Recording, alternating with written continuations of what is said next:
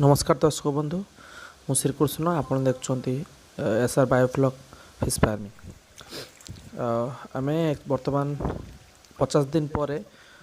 आमर टैंक रे सैंपलिंग करने जाऊँ एवं देखु माछ मान साइज केते सुंदर माछ टी छोट बड़ रही साधारणतः वियतनाम कौरे आम जदि सटिंग न करवा तो आम जदि सटिंग ठीक से न करवा ताले सेटा छोट बड़ ही हम माछ तो आम ए 55-60 दिन भितर आम सटिंग करने चाहूँ माछ से 60 ग्राम रु 70 ग्राम माछ ता भितर अच्छी से माछ गुड़ा को आम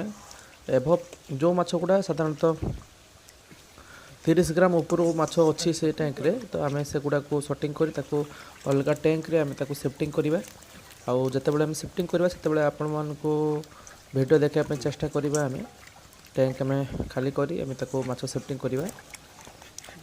एवं साधारणतः माछ मैंने पाखापाखि मुझे भावुची 17-18 ग्राम हम बोली भावुची 50 दिन ग्रोथ ठीक ठाक अच्छी ग्रोथ किसी असुविधा ना माछ टी जल्दी जिते जल्दी आम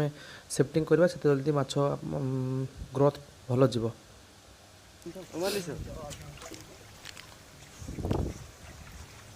राति टी आम सैंपलिंग करुचु माने पाखापाखि 5:30 ରୁ 6टा भितर आम माछ देखिपे केते सुंदर आउ केते हेल्दी अच्छे माछ मैंने एवं सैंपलिंग करवा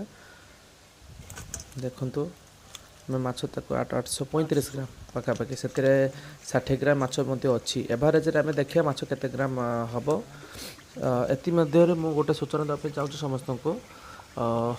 बहुत माने मतलब बहुत फिश फार्मिंग जो मैंने करने चाहूँगी बहुत दर्शक बंधु मान रिक्वेस्ट रे आमे ट्रेनिंग रो प्रोग्राम रखीचे सेटा आम डिसेम्बर 14 आउ 15 दी दिन आम रखुचे ट्रेनिंग जो मैंने इंटरेस्टेड अच्छा से माने स्क्रीन रे थिबा नंबर आप कांटेक्ट करूँ से ट्रेनिंग रे छत्तीसगढ़ सार जड़े आसुँच ना डॉक्टर एस सासमल जे कि विगत 20 ରୁ 25 वर्ष हम तांकर एक्सपीरियंस अच्छी माछ डिपार्टमेंट रे आउ जड़े आसुँच कोलकाता रू मिस्टर प्रसन्नजीत दास से मध्य असिस्टेंट रिसर्चर जो अच्छा फिशरी डिपार्टमेंट रो से आसुँच से माने बहुत